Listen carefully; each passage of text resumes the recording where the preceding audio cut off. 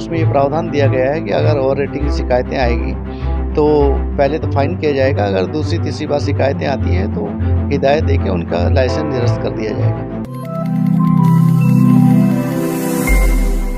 नमस्कार, मैं हूँ रीमा सिंह और आप देख रहे हैं मेरे साथ नेशन वन। इस वक्त हम एक्साइज कमिश्नर एचसी सेमवाल जी जो आबकारी विभाग में हैं, उनसे कुछ बातचीत करेंगे। सर, पहले तो बहुत-बहुत स्वागत है आपका। धन्यवाद। सर, मेरा सबसे पहला सवाल यही है कि एक प्रेस रिलीज़ जो है वो जारी हुआ है जिसमें कहा गया है जो ठेकेदार जो है, जो दुकानें चलाते हैं शराब की, अगर वो ओवर रेटिंग करते हैं, तो एक तो उनके खिलाफ सख्त कार्रवाई होगी और साथ ही उनका जो लाइसेंस है वो भी कैंसल किया जा सकता है। जी। अभी तक के जो हमारे प्रावधान थे वर्तमान वित्तीय वर्ष में या इसके पूर्व ये थे कि अगर ओवर रेटिंग की शिकायतें आती है दुकानदारों के खिलाफ, जी, तो उनके खिलाफ दंडात्मक कार्रवाई के रूप में सिर्फ फाइन किया जा सकता था। जी, इस वर्ष जो 25-26 के लिए आबकारी नीति राज्य सरकार ने पास की है कैबिनेट ने, जी। उसमें ये प्रावधान दिया गया है कि अगर ओवर रेटिंग की शिकायतें आएगी, तो पहले तो फाइन किया जाएगा, अगर दूसरी तीसरी बार शिकायतें आती है तो हिदायत देके उनका लाइसेंस निरस्त कर दिया जाएगा। लेकिन अभी भी कुछ क्योंकि हम तो फील्ड में रहते हैं, जी। कुछ अभी भी अगर हम आपको बताएँ कि कुछ ठेकों पर ओवर रेटिंग हो रही है तो कार्रवाई करेंगे? इसकी शिकायतें अगर पुष्टि होती है तो ज़रूर कार्रवाई की जाएगी, लेकिन जो मैंने आपको प्रावधान बताए, जी। ये आने वाले 25-26 वर्ष के लिए हैं, तो लिहाजा ये 1 अप्रैल से लागू होंगे। तो ये जो ड्राफ्ट है क्योंकि एक आम आदमी को समझना पॉइंट दर पॉइंट थोड़ा मुश्किल होता है। हुँ। तो ये जो ड्राफ्ट है वो कब तक आ जाएगा? क्योंकि अभी तो प्रेस रिलीज़ जारी करी है। जी। ये हम उम्मीद करते हैं कि सोमवार तक हमारी वेबसाइट पे और सारे जितने भी हमारे जिलों में आबकारी कार्यालय हैं, उनके पास उपलब्ध रहेगा। दूसरा सर ये नवीनीकरण का जो उद्देश्य है कि भई एक ही दुकान को मतलब जिन्होंने टेंडर वेंडर भरा होगा उसी को दोबारा दिया जा रहा है। तो इसके पीछे थोड़ा लॉजिक समझाएँगे आप?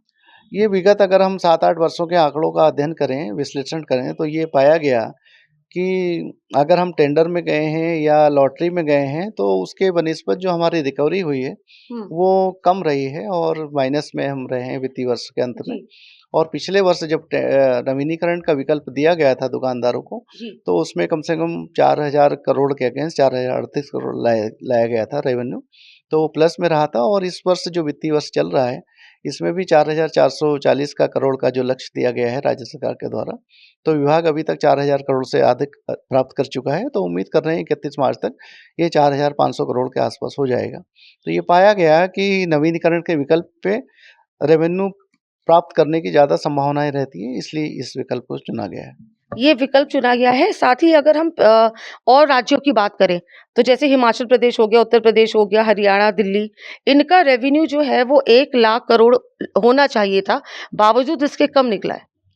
तो हमारी जो आबकारी विभाग के अधिकारीगण थे, इनकी विभिन्न राज्यों में की पॉलिसी का अध्ययन करने के लिए ड्यूटी लगाई गई थी। हुँ, ये प्रक्रिया विगत 3-4 महीनों से चल रही थी, तो जी, अन्य राज्यों का हमारी टीम ने अध्ययन किया जी, और ये पाया गया कि यूपी का अगर देखें जो इस वित्तीय वर्ष का उनका 58,000 करोड़ का लक्ष्य है, हुँ, उसके अगेंस्ट 31 दिसंबर तक उनके द्वारा 31,000 करोड़ ही प्राप्त किया गया है। जी, और उत्तराखंड की अगर बात करें तो 4000 करोड़ के आसपास हम प्राप्त कर चुके हैं जी, और जनसंख्या के आंकड़ों का अगर विश्लेषण किया जाए तो उत्तराखंड की जनसंख्या अगर 1 करोड़ 20 लाख या 25 लाख के आसपास है, तो 5000 करोड़ का जो हमारा लक्ष्य है उसके अनुरूप उत्तर प्रदेश जिसकी जनसंख्या 25 करोड़ कही जा रही है, तो हुँ, उनका 1 लाख करोड़ से अधिक होना होना चाहिए था। चाहिए था।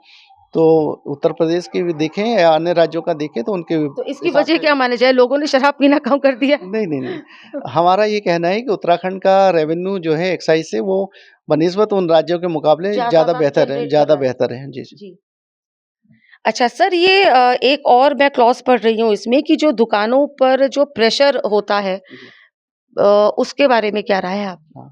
तो टोटल जो हमारा रेवेन्यू टारगेट है जो वित्त विभाग के द्वारा आबकारी विभाग को दिया जाता है, तो उसके अगेंस्ट जो दुकानों से अर्जन हम विभाग करने की प्लानिंग बना रहा है वो 50% के आसपास है।